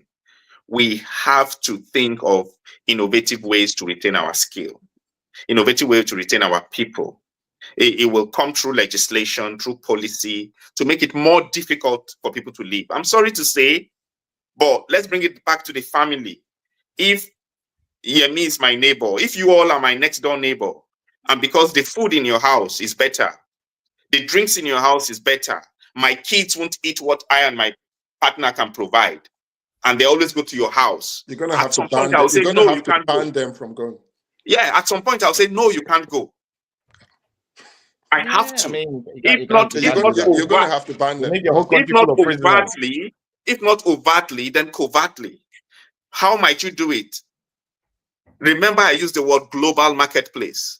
Introduce courses that are not MBBS, that are not or that are not BSc nursing, that are not transferable to other countries, so that when you train them, by design and default, they can't go. But they just won't go to your universities. Once you can afford to and the smartest, No, I mean train your own people. So now the government has subsidized me, jobs, and we end MBBS from Nigerian universities. But because it's in the global marketplace and our universities are recognized by the GMC, I can see what you did here. You shut everyone down just so that you can then hijack the time and dominate it, right? Cross. Not exactly. No, cross. Not exactly. Not exactly. But I mean, this is a point. To be honest, I'm with you through and through. 100%. I would go as far as, I've said all this. So we can't do everything Cross said, and I would redesign. I would use bans if necessary, but perhaps more covert methods are better. Like as you're saying, just design new innovative courses that are not as transferable. Some will still leave, but at least you will have some will be captive because they just can't register somewhere else. So, for example, you make me the Kogi State governor now. So we don't have nurses. We don't have doctors. So, for example, you make me the Kogi State. For example, take my state, Kogi. Take my state, Kogi. We don't have doctors. We don't have nurses. We don't have teachers. But we have a university. We have CEOs. We have nursing schools. Just at the state level, with the State House of Assembly, introduce courses that cannot be integrated into the Nigerian system, so that when they become nurses and doctors, they are Kogi doctors. They cannot even leave work. Kogi. There's no way that could work. They cannot go to Lagos.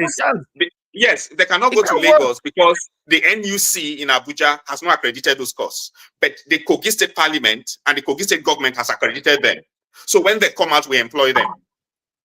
How is this going to work? You're going to be stuck with study that course. Cross, I work in the NHS and I have done for 15 years, for getting to 20 years.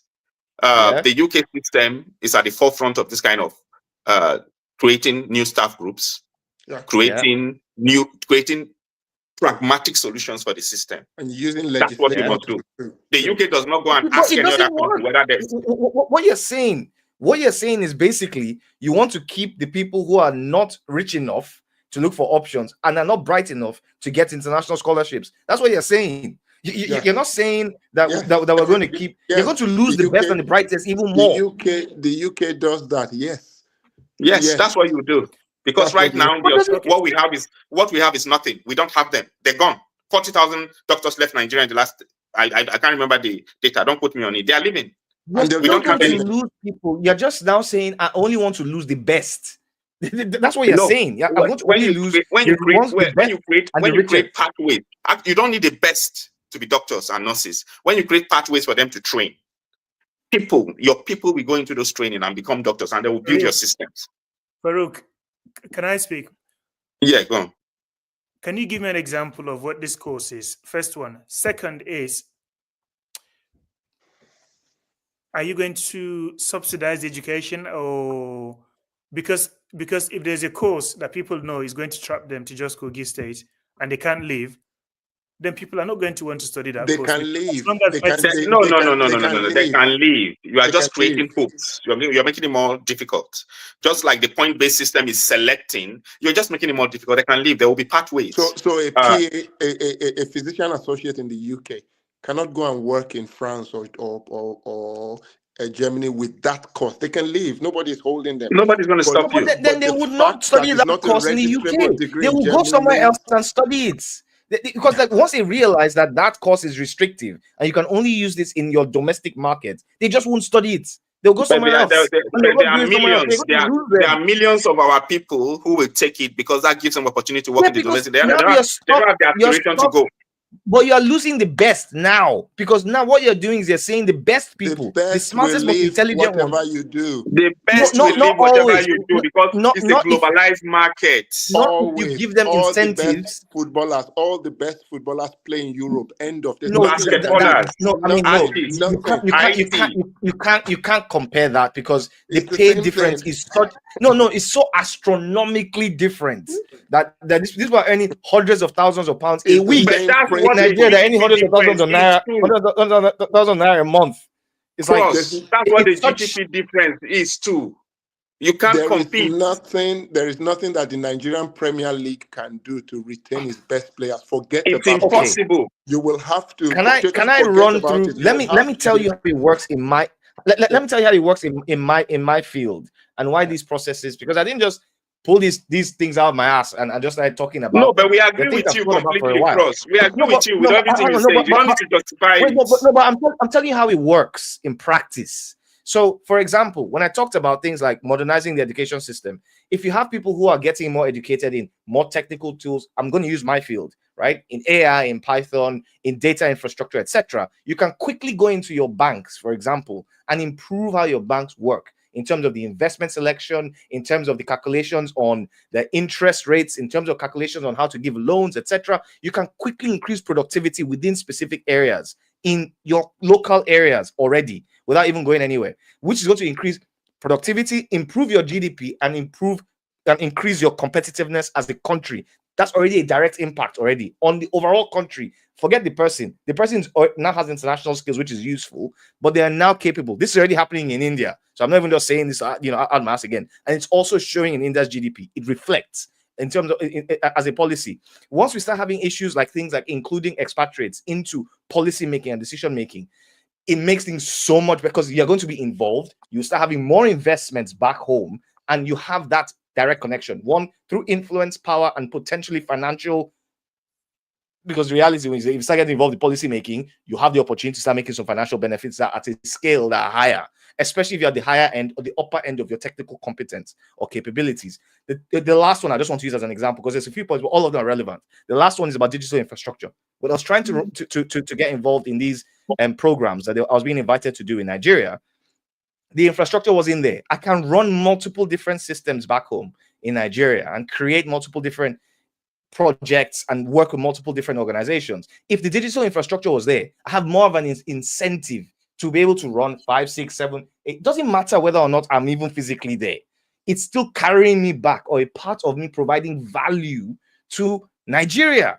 Do you see my point about it is that by slowly creating that pullback, it creates an avenue for you to, at least, even if you can't 100% get them back immediately, you can start getting them to start investing capabilities, skills. Cross, I think we agree with you. Jab as we begin to close. Let's hear from Jab.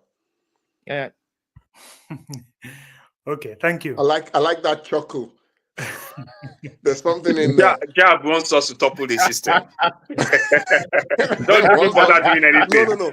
Just But topple the he needs system. to tell us how we are going to topple it. Again, I will agree with him, just like with Cross. We need to topple the system, but you need to tell us how. Yes, how do we topple the system? Revolution now. So today, obviously, we're talking about education. In the past, we've talked about military integration. We've talked about, other things. But in my worldview, you have to look at the way that the world is structured. And there is a reason why Africa is the way it is. And it's a Pan-African problem. Therefore, I think that we need a Pan-African solution to this sort of thing. And it's in other words, what I'm trying to say is that we need to decolonize, because after all, it's all about economy. We need to decolonize our economy, because the education itself is related to that. So you really have to go back to the drawing board. If you address that issue, then you might have more power to leverage it. But I don't think that this is something that is going to just disappear in one night, because what you find is that the people who have the power, people who we are going to compete against, they are not sleeping, because they are scheming and they want to remain on top, and they are invested in maintaining this system that we've got. Thank you. Cross. So this, for me, that is where I'm coming from. So everything Cross has said is absolutely correct, but the question is, why has this not happened? Because we all know it's intuitive. What everything he's saying is true, but why hasn't it? A thought just crossed my mind that made me actually realize that perhaps I should strengthen my position to Yemi's own, to say that it's not implementable. And the thought that came to my mind is, I come from a small village of 5,000 people, maybe 10,000 now. And if the question I put to Cross was, what can my village do to prevent brain drain to Lagos? Even if we've implemented or attempted to implement all of what Cross has said here, one, is not implementable. And even if we did, it will not solve the problem. That's really the situation we are facing. Sorry, I was going to add one more thing, Farouk. The other thing is the people who are responsible for implementing our policies, the politicians in Nigeria.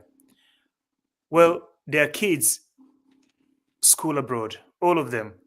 And if they have malaria, they will come to Paris or London or something to treat it.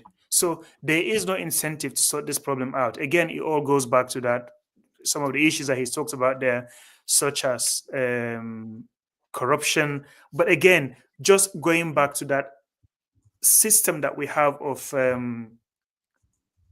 these elections and how the system can be hijacked to serve the interests of a few people, as opposed to, so there is a downfall. I mean, it's a fundamental problem. You have to just go back to the drawing board and start all over again. It's a deep structural problem. It is a structural problem. I haven't got the time today to lay that down. I think we need some strong leaders, and I say that I don't mean leaders who take power by the barrel of the gun, and I'll explain why. I don't, sometimes when you say this, people think you're wedded to democracy. Like, no, I'm not. The problem with the reason why I favor democracy, I'm not wedded to it. I accept anything that brings good outcome. The problem with anything that brings good outcome is that you can only know that in retrospect. You can't know it going forward. So if someone seizes power, I can only tell that they're a good leader at the end. At the beginning, they are likely to be a terrible one. I mean, the data is clear on that. The most people who come in and seize power, they end up very badly. So, but then a few of them turn out to be fine. So and that's the reason why I'm opposed to that, because you can only tell in retrospect. There's no way knowing going forward if they're good. So, but I think a democracy builds in fair enough systems of checks and balances where, okay, it's still just as bad, but then you can still tweak things, you can still get involved, and that's why I think it's better. But despite that, we still need some authoritarianism within democracy. We need strong leaders who can come in, as Cross suggested earlier. You come in through a democratic process, and then to an extent, you seek to impose an ideology on the democracy. And I think we need some of those to take very bold action, to recognize everything Jab has mentioned about the design of the system and that we are up against this. Okay, so you have to recognize that, because if you don't, there'll be a problem. And that an economic rebalancing will not work. So there's nothing I can teach a child in Scunthorpe who's living in a council. I don't know why Scunthorpe keeps coming to my mind, but there's nothing I can teach a child in Scunthorpe in a council estate that will make them be able to compete with Prince Harry in this world. Forget it, right? Yep. Just absolutely forget it. So what you can then do is to help them to find a new reality of their own, which they work towards. And I think that's what we need to do, like a new reality of our own to begin with. Like, this is our own reality. We're not aspiring for, a middle class that is driving brand new Mercedes-Benz straight away. That's not what we're aiming for. We're trying to deal with malaria. We're trying to feed malnourished children. We're trying to get people basic education and maternity care. And for those, you don't need the most skilled robotic surgeons to deliver that. And that goes back to the point that Farouk is saying. You don't need them. They can go elsewhere. I can't pay. Let them go wherever they want to go. Let them go wherever they want to. They can come and help us out sometimes. But for the core things of dealing with malaria, that's still Child killing our children, maternity, childbirth, primary malnutrition, health care, health I can promotion, train people teachers. in months to begin to address Well, we used to have CHOOS, didn't we? Community health Yeah, workers, we I did. think they believe, by Ransom Kuti in his time when he was, but that system again is So completely dead. those are some of the initiatives that will help us fill the skills gap and Yes, feel yes, the impact of brain yes, drain. In the global marketplace, we simply cannot compete. It's yes. impossible. So Fix thank you. everything, we can't. Yeah, Farouk, talking about this global marketplace, I quite like that concept because it helps me to hopefully maybe revisit this point again one more time for you guys to understand my idea of why this is like a structural problem. So it's a global marketplace, it's free market, right? And so people would look at us, all of us here, and say, well, actually, you know, it was your choice to go, to come to migrate. But my argument is that in this ecosystem that has been created, forces compel you to go because Well, actually, I would go I further. agree with that. Myself and Yemi, we've discussed this. We were processed. We are like sardines in a fish. Long before we were born, when we were taught English by the whip, when a court system, when an educational system was imposed on us, when we are processed products of the system. yeah, We've self-selected by excelling in certain fields, by passing certain exams, and all those little choices from generations ago has led us here. yeah. So is it really our choice? No. So I Yeah. agree with you. No, and in fact, you know, when I was in UI, If we were speaking some of my Chinese, lecturers, some of my so for lecturers used to example, say, we are training you for expo. They used to say that, and you know, I look back now and I think, good grace, you know, no, even that the English was- language, that's all it's about. yeah, It gets you into the global marketplace.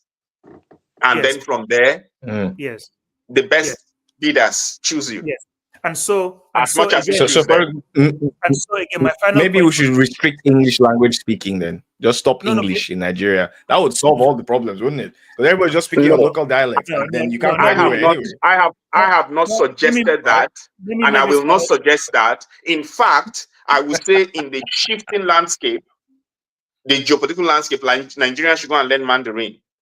There will Yes. be opportunities No, there. but why? So- But they're just going to brain drain So- to China. So why don't they just learn nothing and speak your local language? You're not going No. anywhere if you speak your local language. Is You're going to that stay there. is that Stay your in is that your village, and you can't argument? speak anything else. Cross, is that your I'm argument? extrapolating your.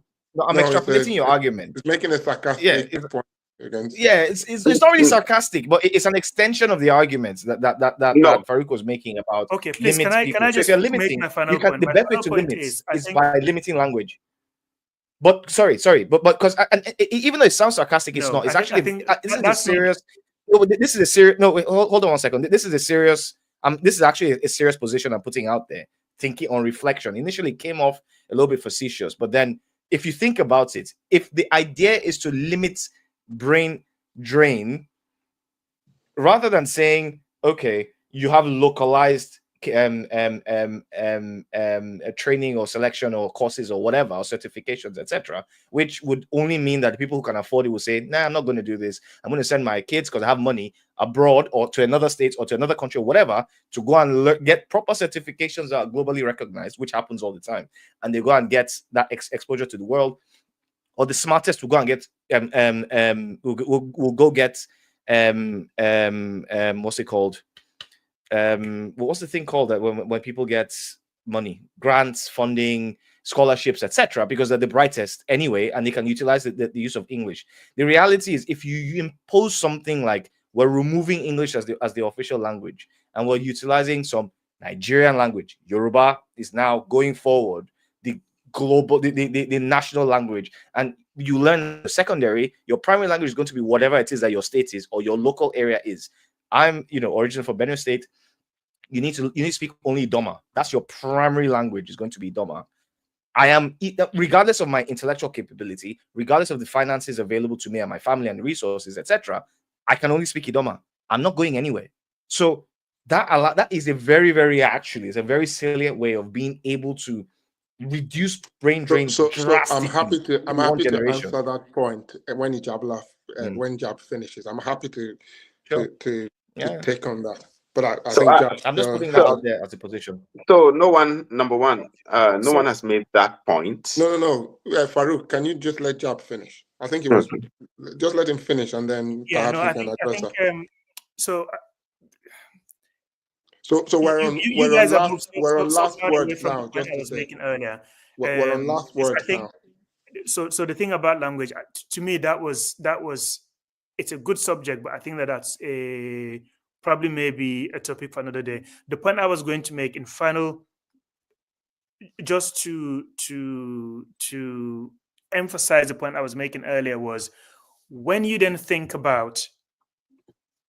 I think because of everything that AK has said about language. Okay, What am I about to let's go say? to Farouk then. No, We're but running sorry, out of time. before you go on to the No, last no, thoughts, sorry, can we one just second, take the please. comment? Can I just make my point, Can we guys? take, Let can we other take the people comment speak, before you please. make your last comment? Let's take, because this could be useful as well, for your last thoughts around the entire conversation. So we've had a comment from Eric Morales, 100, and England is in the trap with a top-heavy population.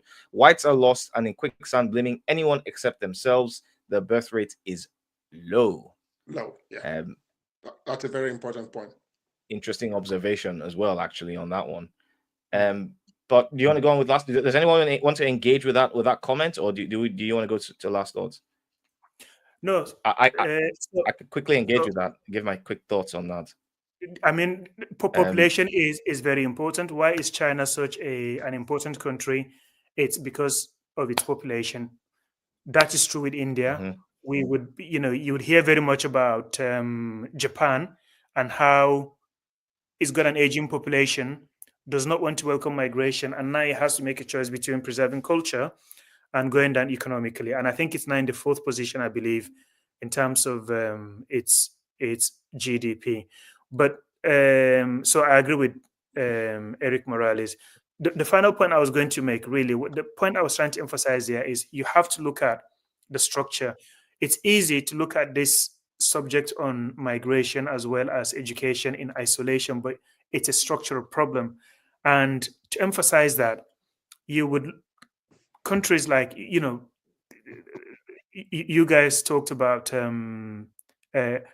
I wasn't here for that episode, but suddenly we've got French and American government saying this chap is trying to corner the gold of the country for self-enrichment and all that kind of business, right? So that's an example of the neo-colonial system trying to reassert itself in Africa, because this chap is coming and saying we're going to use our own resources to develop ourselves. So people like that are normally either assassinated or they find some way to topple them. They might say it's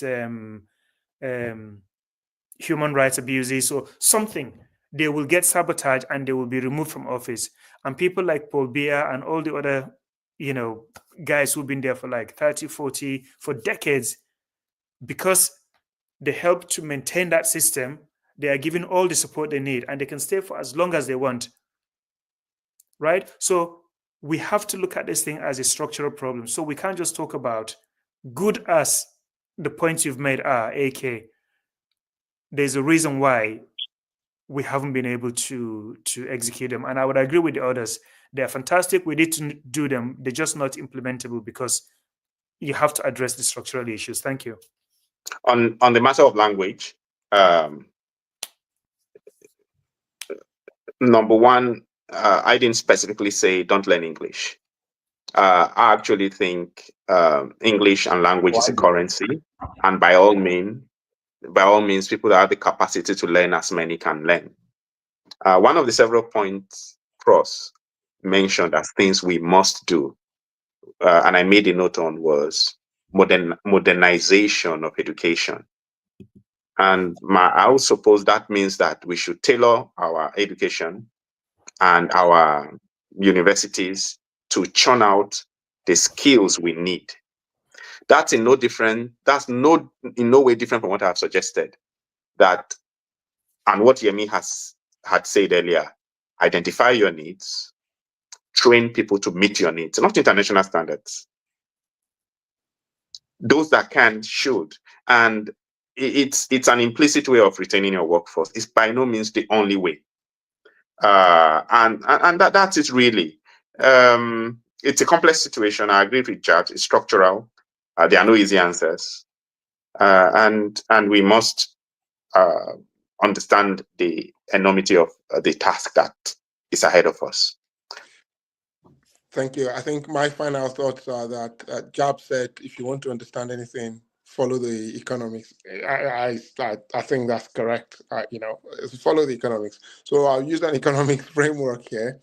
It's all about trade-offs. And I think this point of mine about trade-off, I think it covers everything we've talked about today, from the question about immigration and whether people want more or less of it is all about trade-offs, to the question about how we develop our country is all about trade-offs.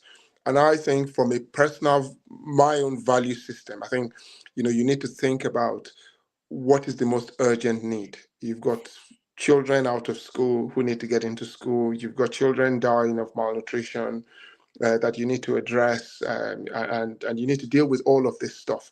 And you have a lot of brain drain, a lot of your brightest and best, they leave.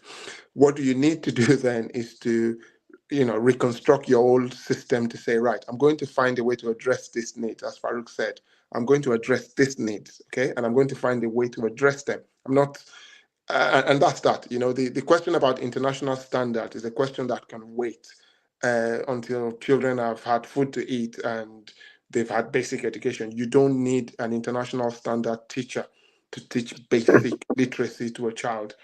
Final point I wanted to make about the difference between authoritarian leaders and leaders that are a bit more democratic.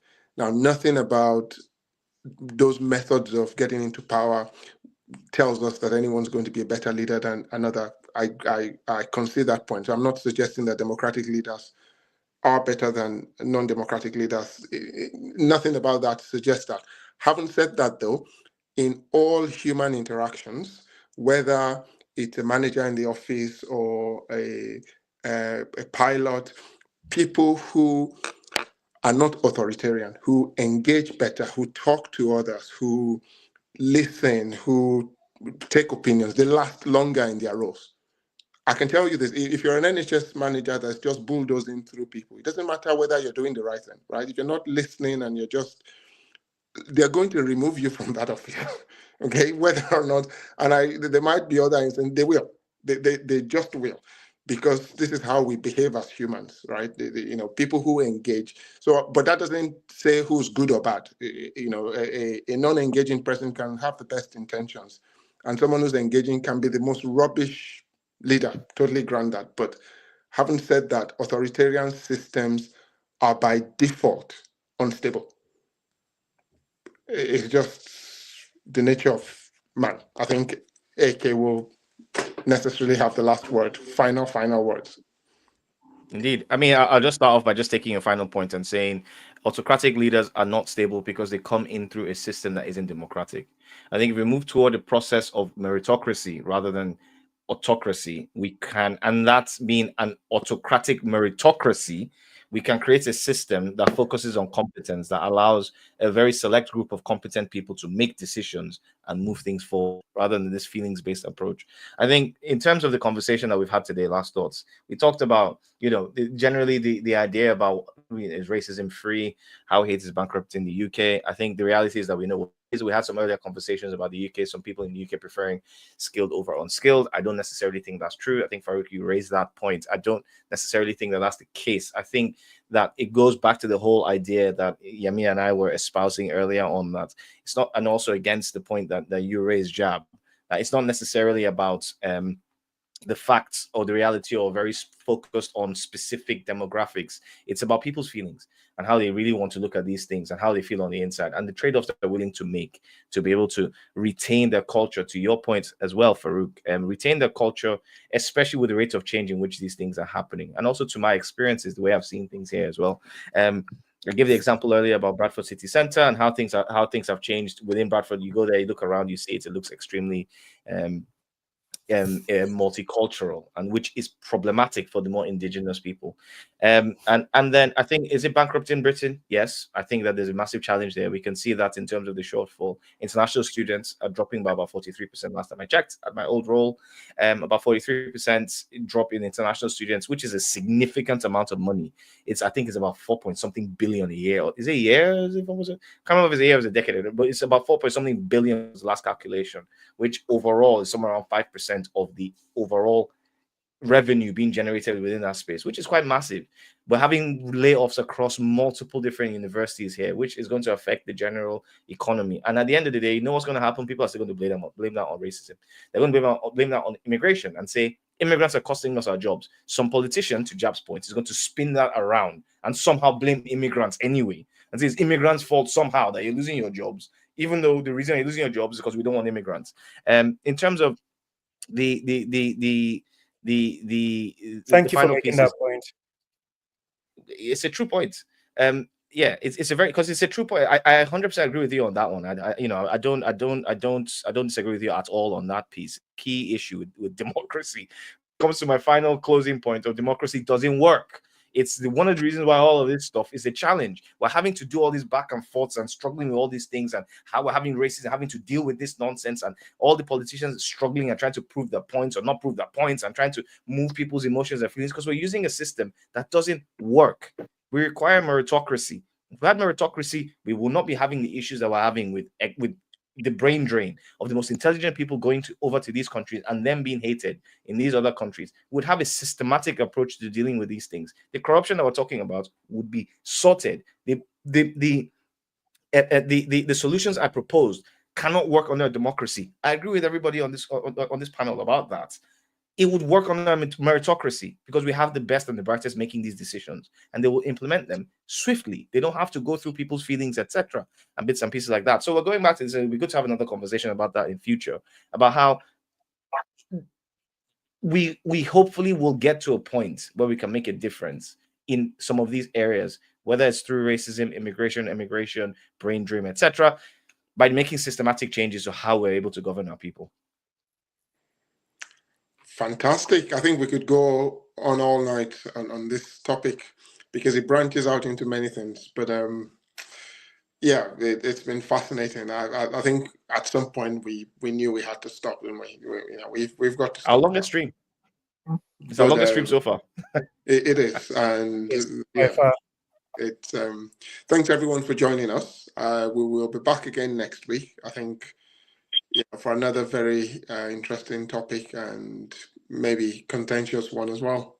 Indeed. See you next week. Signing out. Thank you.